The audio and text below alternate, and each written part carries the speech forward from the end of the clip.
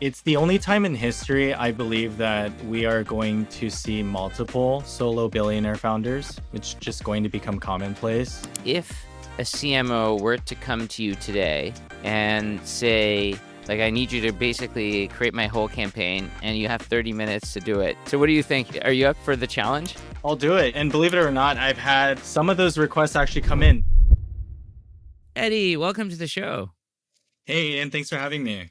I'm very excited to do this. For those who have been watching this new way for a while, maybe I haven't mentioned this before, but we do pre-interviews before we do the actual interviews because there's a lot of orchestration that goes into these episodes, right? People are showing really cool things and their workflows. And every now and then a pre-interview is so good that even I can't wait for the episode. So this is one of those episodes, Eddie. I'm so excited to see all the things that you're going to show us. But just super quickly, so people have an idea of who you are and what you do. Who are you and what do you do? Yeah, no, thanks for having me. My name's Eddie Yoon, currently a director at a global performance agency. It's called NP Digital, and I sit right at the intersection of paid social, creative, ad tech, and AI is just infusing and blending all of that together. So, experience on the agency side over the last decade, also going in house at different ventures, seed rounds, Series A, taking them to C and D rounds, fintech, gaming. Started my career on the equity side of banking. So kind of just naturally transitioned over to growth and whatever the world we live in now, because AI is kind of changing the entire definition of growth. AI is changing, yes, the definition of growth. I mean, it's crazy. Companies are growing the fastest that they've ever grown.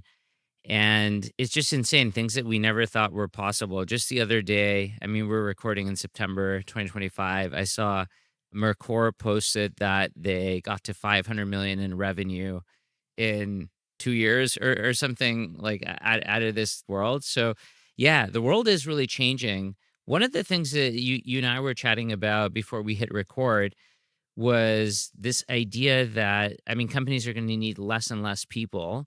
And there's a lot more companies being established as just solo founders. What are your thoughts on that? Like, what do you think the company of the future might look like, or what might we see more of over the course of time? And there's so many different avenues of this. This is my favorite question right now because it's the only time in history, I believe, that we are going to see multiple solo billionaire founders. It's just going to become commonplace. And the challenge for a lot of the extreme founders is going to be, can they start driving value as a one person founder, but two execs that are leading agents? For example, that's a very common discussion, right? If you're a sitting founder and you're very bullish and you hire a CTO and you hire a chief product officer, maybe even a CMO, can they create an agentic team? That's every single day that's becoming a reality. I think right now, in terms of the size of teams, I think it's becoming more pronounced, meaning that you start seeing who is really good at what they do and what they're not good at, right? A lot of the teams that are comfortable with announcing, hey, we're integrating AI, obviously the natural discussion is going to be who's going to lead a team, a workforce that is going to be a lot more focused. And if that means optimizing the headcount, bringing in new leaders or promoting within, I think the ones that are starting to do that now, they're giving a preview of what the new model is going to be. And honestly, that isn't any different than what's happened over the last 4 or 5 years. It's just that AI has made that more pronounced. And I think it's really a mark of every public leader out there saying that, hey, we're doing that within our own cabinet. So we expect other teams to start following, and the output is honestly just being magnified because there's less noise and it's the density is much stronger at the top. Is there an example that you're super impressed with? Like, have you met a solo founder? Is there someone that you would say, okay, they've done a lot as a single person or a super duper small team?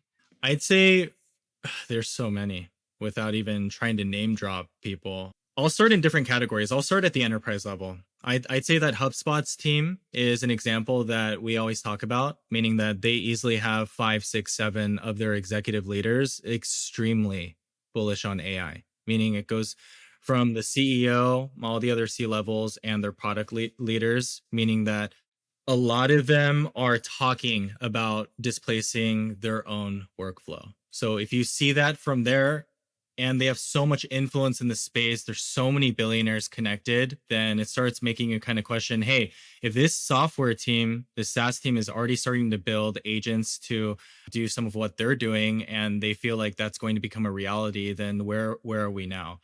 From the entrepreneurial level, I'd say what Tyler's doing at Beehive is a really strong example. I'd say his background comes from Morning Brew. A lot of people are familiar with him because he's product, he's technical, but he obviously has that accolade of really being part of one of the earlier newsletter success stories and wanted to create a product that's better than what others are working on in the space. How is he using AI? It's not directly, meaning that everything in there is, hey, this is the new AI update. That's AI. He's working fast and he's listening to what customers are talking about and he's implementing those changes in real time, right? And he's just being very vocal about it. At the end of the day, that's what AI is, right? It's do you take this data that you can get instantaneously and can you make changes? And I think Beehive is a really good example of what I think a lot of founders are going to be like in the future. It's going to be one who wears many hats and just uses AI to make changes instantaneously to please everyone. And so what about the world of design? I mean, you come from an agency world. We are seeing more and more capability in models for making images, videos, replicating voices, creating songs, music. So where do you think that is all going? And that's like a 5 hour episode right there. To kind of backtrack, AI has been used much longer than people believe.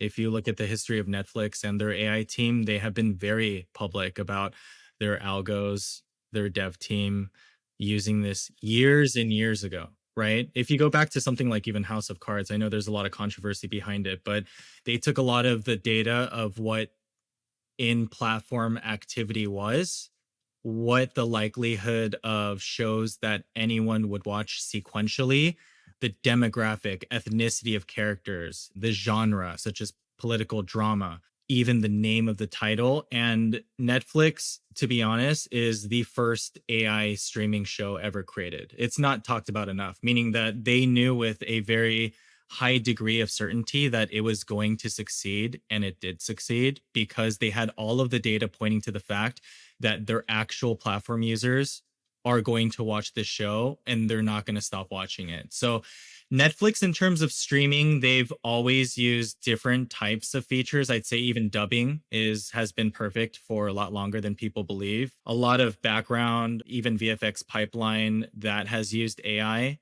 In terms of the most extreme example, are we ever going to see a fully 100% AI script to all the way to movie? I believe if and when that happens, because it's going to be very possible soon, it's probably going to be from the Russo brothers, right? Anyone who's made the Avengers, and they've both been very public about, hey, we're going to use AI, not the traditional ones that you're seeing. For example, Massive is one, right? It's just very popular tool for any crowd work. So if you see thousands of people in a coliseum or on an Avengers battlefield, that's all technically AI, but it's blurry faces. What happens when AI gets so perfect that you can start seeing a lot of perfect faces and you can start referencing those images and using them again? I think the closest team is really what the Russo brothers are doing, and no one can really complain because they're responsible for literally 2 out of the top 5, 6 grossing movies of all time. So they're always going to have that type of accolade underneath them so they can make a lot of moves. Hey everyone, just a quick pause on today's episode to tell you about my day job. In addition to this new way, I'm the CEO of a company called Fellow.ai, and Fellow is an AI meeting assistant. It joins all your meetings, it summarizes them, tracks the action items and the decision, and does that better than any other tool that you've seen. We've spent a ton of time making sure that the meeting notes and summaries and action items that come out of Fellow are the most accurate, the most precise.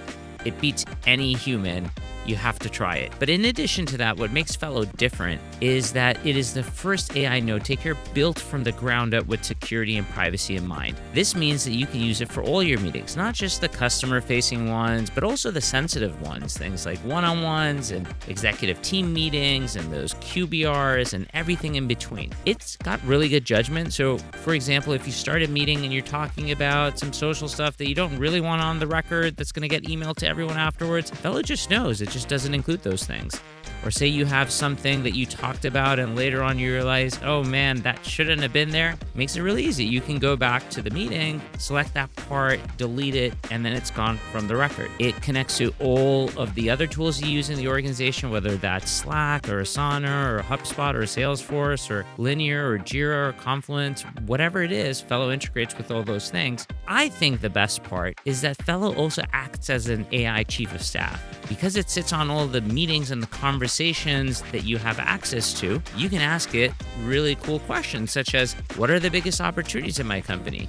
What are the bottlenecks in engineering? And Fellow just pieces together information, sees trends, and it can answer those sorts of questions. It can even do things like, hey, based on all of the one-on-ones that I've had with this particular person, can you create them a performance review? And it can do things like that too. And the sky's really the limit. What I really wanted you to do is have the opportunity to try out Fellow, check it out, and we're making a special offer available to all our listeners. So just go to fellow.ai/thisnewway to try Fellow. There's a discount code in there for you if you decide to continue with it. Either way, I would love for you to try it and let me know what you think. And with that said, let's go back to the episode.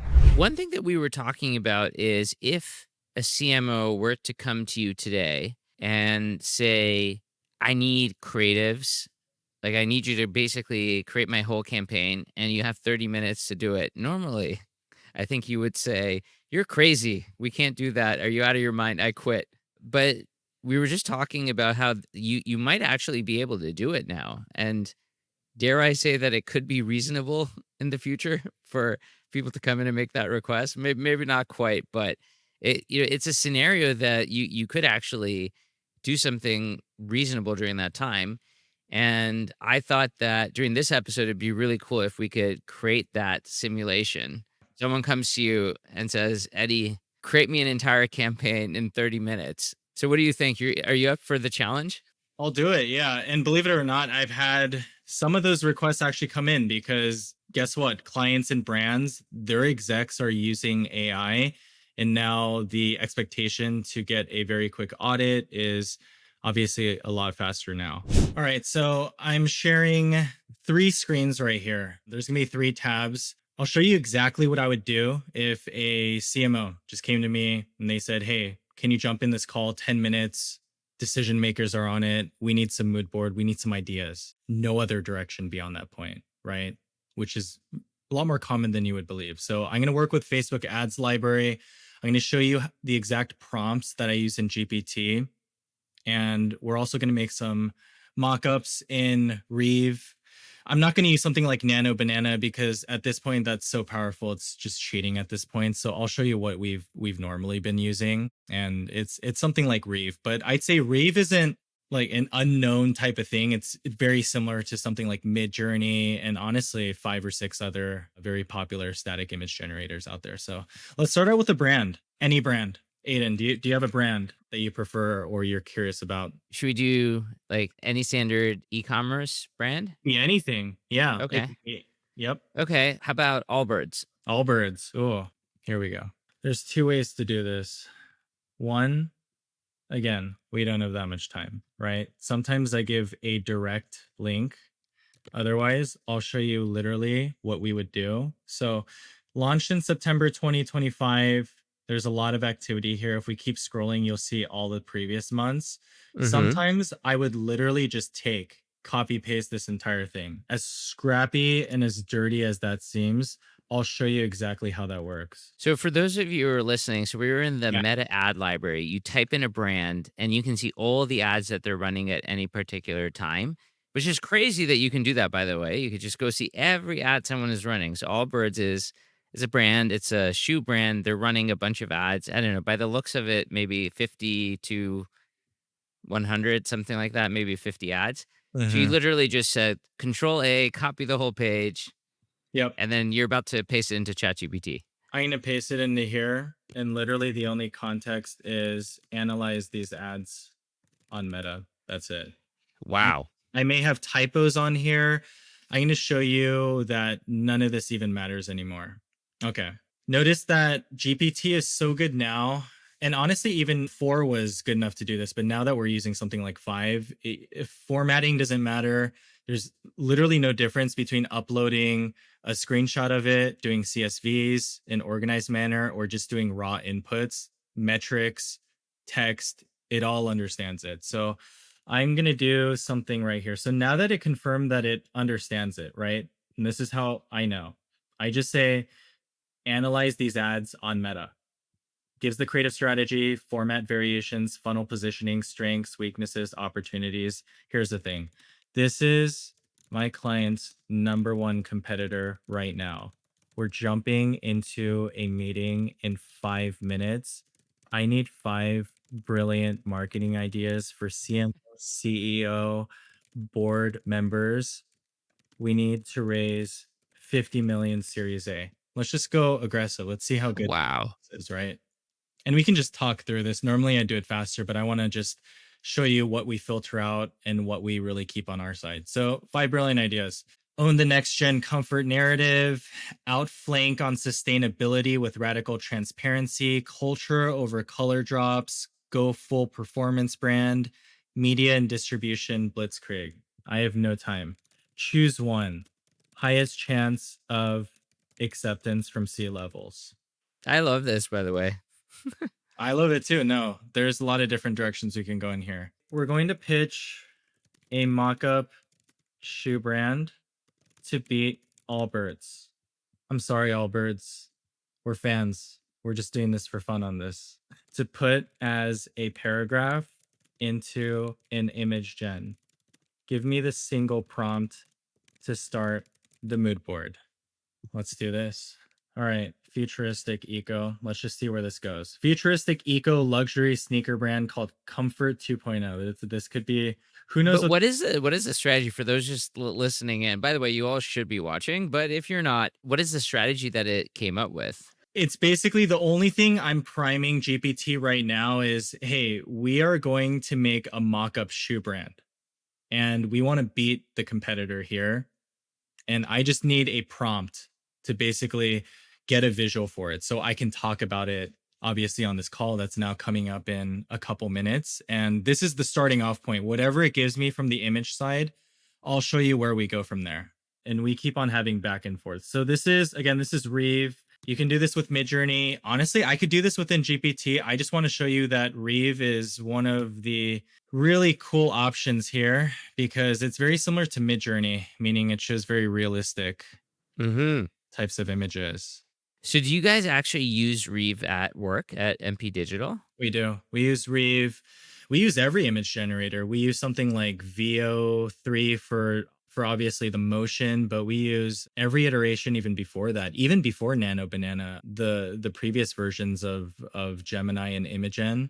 Okay, so here's a quick example of, let's see. Let's just pop through it.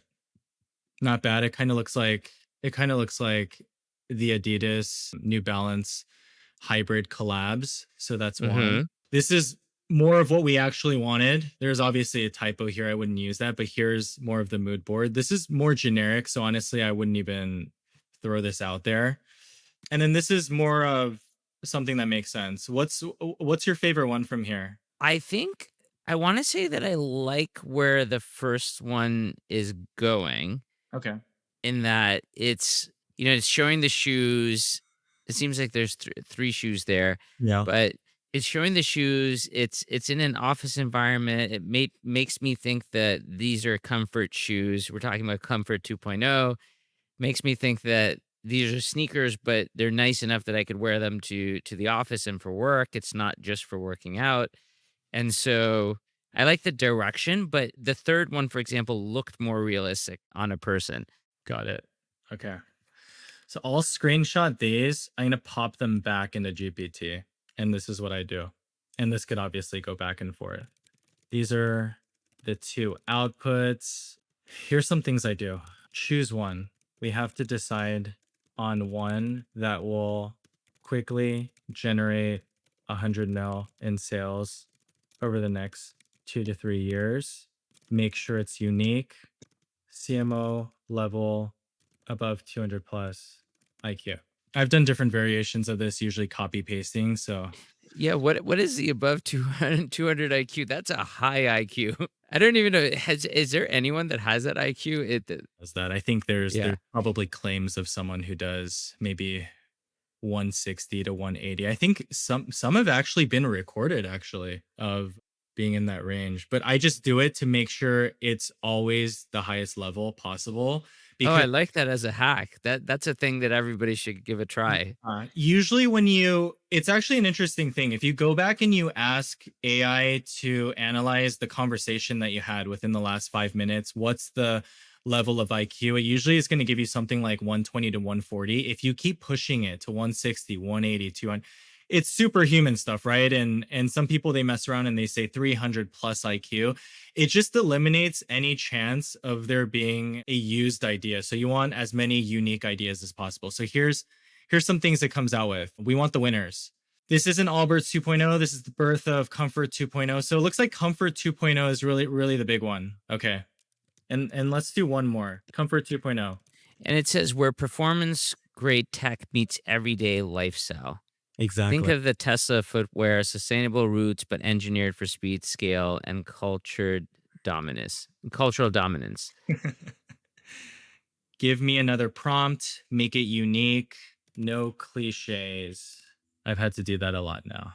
And then we'll just do one more as a quick spin off here. Okay.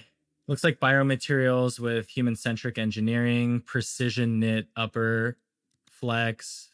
Let's see. Let's just see visually what this pops into. And honestly, the workflow that I'm showing, we go back and forth, not to show the final design just as the definitive deliverable. It's more because once we start having agents on our side that are able to understand the logic, the history of a client, then we can get better sentiment on, hey, these are yeses, these are nos. It removes a lot of any personal feelings towards these, right? Because previously, if you're only spending like hours and days on just one concept, right? Like this could take a long time. This is kind of a strange concept, to be honest, but this could take a long time, right? But if you're producing hundreds of these, thousands of these, you want to get a feel for the colors, the design, the angles that the clients really enjoy. Maybe there's something that grabbed their eye even here, or they just like this type of angle. We get all of this information, and this is funny where Reeve is going just with the materials, but we get all this information and then we bring that back to our creative team. Then we start generating a lot more static ads, a lot more taglines, and just expediting what would have taken normally honestly 3 to 4 weeks. To we can do this within 2 hours, and we've had a lot of ad hoc calls, and honestly, and we enjoy it because it's fun. There's a lot of live screen shares, believe it or not, with clients as well. So this is good for a mood board and you get started, but theoretically, if you were to take the next step and the client already has this shoe, say that they are a shoe brand and they have the shoe, would you how would you take that shoe specifically and put it in the same context? Like, do you actually go out and hire people to shoot these ads, or can you do it all now with AI? We would do it all with AI. So one example would be basically at the ad level and creative, I'd say most brands have already figured it out. And I'll give you a couple examples. If you look at what P&G, Procter and Gamble, Unilever, what they're doing, right? They've publicly said that we've already reduced the time and the cost 50 to 70%. Now all of those really advanced teams, they're taking it back all the way to R&D and product, just like you're alluding to. What we do is we actually help them in this sense of, hey, if they've already dominated a certain type of category, right? They've just maybe every single millennial or tech worker, right? In SF or all the big cities and even in the rural areas, they already wear the shoes and now they're trying to penetrate different regions, different geos. What's the way we do that? So we use AI to essentially test the ethnicity, the type of shoe, the angle of the shoe, the color of the shoe, and we do really quick tests on social, right? On Meta.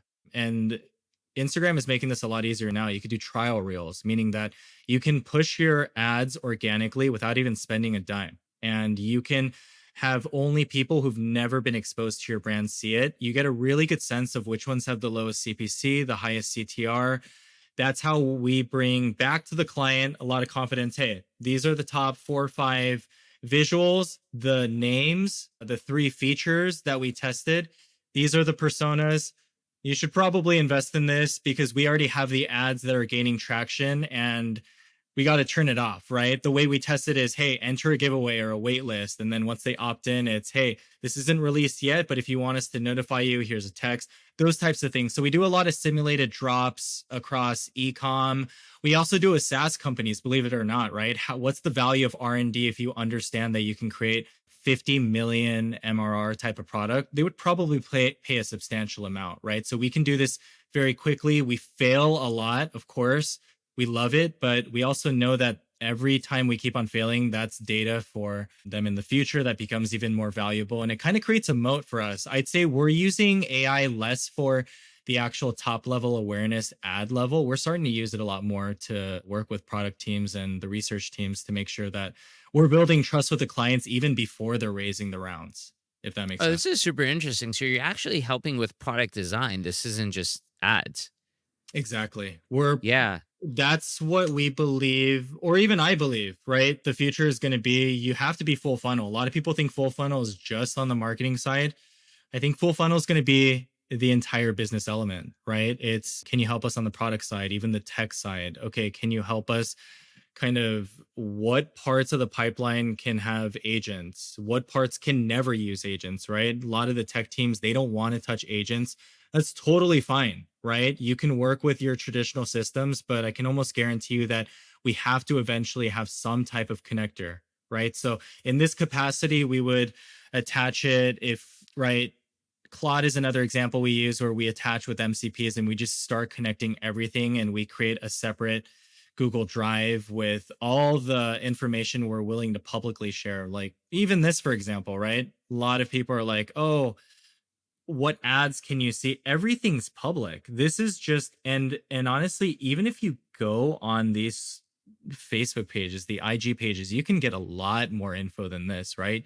You can get the density of likes and shares relative to what they launched in August and September. If someone wanted Mhm. 100-page deep dive on any competitor, we can do it and we can bring that back as well. Yeah, that's what one thing I was going to ask you. So this is super interesting to kind of like recap where we are so far. You viewed their page, saw all their ads, pulled it in, got competitive report, and then iterated a few times between Reeve and Chat GPT in order to get some like really cool concepts. My question is there a way to know which one of these, I mean, you kind of hinted at it, but is there a way to know which one of the ads that a competitor has is working the best?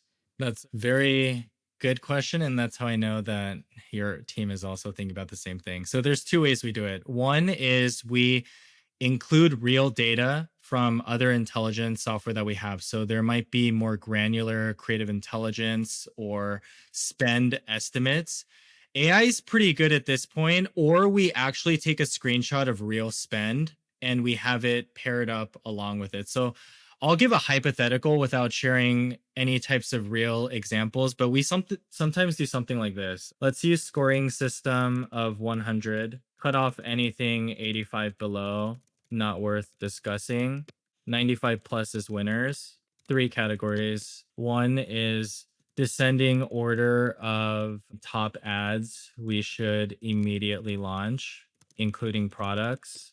Two of the top three percentage chance of winning. And then 3, any gaps, moats we're missing.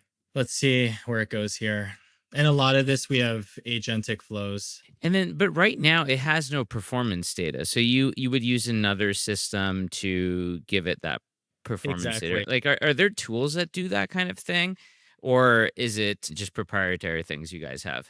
There's nothing secret to this. I'd say a lot of the large companies, they use the same types of tools out there. For example, if it's going to be on the search side, it could be something like SEMrush. On the social side, I'd say Socialpedia is one thing, but we don't even really use that anymore. That's kind of the whole purpose of showing this workflow. We've actually tried both scenarios of what's the traditional manner versus just operating in GPT as a silo and having it estimate. For example, we sometimes drop URLs or PDFs of actual data, right? That would be Hmm. one, just to make sure it's, hey, by the way, like this is the real data. What's the estimate? Just to fine tune it. We often find that it's a waste of time. And whenever we ask for the top 3 to 5 products, ads, copy in descending order, usually these three, they're going to be your new winner. So from here, for example, a lot of people are like, all right, what should we do with this? We take this, give me a TikTok script, 10 hooks for virality. Like that's one example, right? So Hmm. if we get 10 TikTok hooks right here, right? We send them to our influencers or maybe the founder led, and it's a lot easier. Or we even use AI avatars, but we test all of these, right? These aren't running shoes, they're 12-hour life shoes. Allbirds are cute. These are built for real life, right? Some of these, it's obviously going to be a bit controversial, but we continuously test these hooks. We input what we have in terms of we tested these are the results. We maintain all of these as a shared type of chat for everyone to see, and we keep on basically refining it. So we say, hey, these hooks didn't work.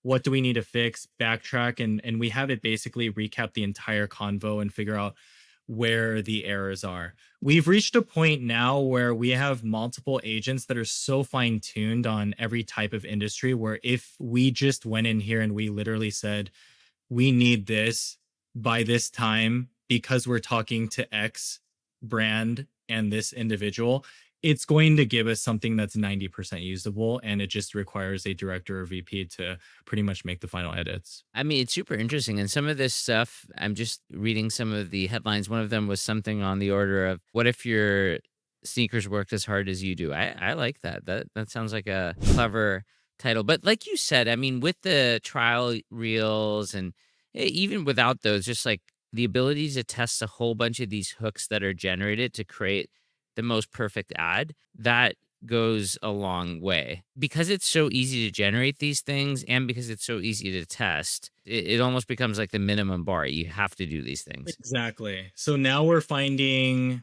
obviously curious teams appreciate this, right? Because if you're able to have this convo on the other side, then there's a lot of fun ideas that can come from it. And there have been a lot of great relationships that have been built, obviously intros to different companies, or we've created even different subcategories, or we've talked about new companies being built. So I think this is the sign of the times, meaning that you can do this with everything. I think text is just one aspect of this. We've uploaded our own types of audio clips and shared it internally with our teams, our own agents that are analyzing the situation. We're also testing video analysis. So after we do this, does the video actually work? Does the creative actually work? And it's starting to get really good. So I think in terms of what's coming next is going to be connecting this with the actual ad uploads and having it tell you why it didn't work. It analyzes a 15-second video, the hook is wrong, or this needs to be fixed, or XYZ. And then we kind of just go from there. This is great. I mean, it's amazing what you can do. Hey, everyone. Hope you're enjoying the episode. One of the common things that we hear is, hey, you all talk about all these different tools. You walk through these demos. Sometimes it's hard for me to follow along. What we decided to do recently was take all the things that we talk about, put them in a weekly newsletter. We literally list all the tools, we link to them, and any demo that we walk through, we break it down step by step, put it in this newsletter so it's super easy for you to follow along. And the other nice thing is that if there's someone on your team that you think could benefit, they're working on that subject area, they could use a little bit of AI injection into their workflow, send them the newsletter, send them that particular episode. We make it super easy to do that. It's free to sign up. All you have to do is go to thisnewway.com, enter your email address, and you'll get this weekly email from us. Hope you enjoy it. With that said, let's go back to the episode. So, Eddie, this has been incredible. What are you most excited about over the next 12 months? I mean, things are rapidly changing. There must be still things that you would love to be able to do, but you can't do, but you know that are coming. What would you put in that list? I'd say creating IPs is really interesting to me. I think one really strong example I'd say if people know Blippi, it's mostly parents, right? But having a real persona behind a brand, right? Such as kids entertainment, or it could be any type of genre, and using that to think about merchandise. Can you get into Target? What's the strategy behind it? AI can probably help you to some degree map it out. Also, how can you stylize that? You can upload entire clips or images and take a real image, right? Like Aiden, you could literally upload yourself and you can have segments of future interviews be stylized so that you can change the background in real time, or you can like put a hat on yourself for no reason, right? For sponsorship. There's so many different things. I think what you can do with AI is now going to be real time interactions and proving that, hey, we don't need to spend time after this interview to even edit and put a sponsor on the side. It's just going to pop up every time you mention it. And that's going to make monetization, influence, shareability a lot greater. So obviously anyone listening to this, the really meta aspect of it is that Aiden and the team are focused on capturing AI audio and being founder led. And whenever you can do that, you can transition any types of company products to whatever you want, right? That's the influence. What if 5 to 10 years later, you want to partner with someone else? They don't have to do any research. They already know everything you've ever talked about, and you could even send them your agent to kind of collaborate in real time with you. So I think I'm most excited about what's being done here. It's personal brands and meeting the ambitious people who understand that being a billion-dollar entrepreneur, it's actually realistic, and it's the first time ever in history. And even if you miss that mark, you'll probably be 100 million type of solo company. It's a crazy world we live in, but excited to see more of it. Eddie, thank you so much for doing this. Thank you, Aiden. I appreciate it. And that's it for today. Thank you so much for tuning into this episode of This New Way. If you like the content, be sure to rate, review, and subscribe so you can get notified when we post the next episode. See you next time.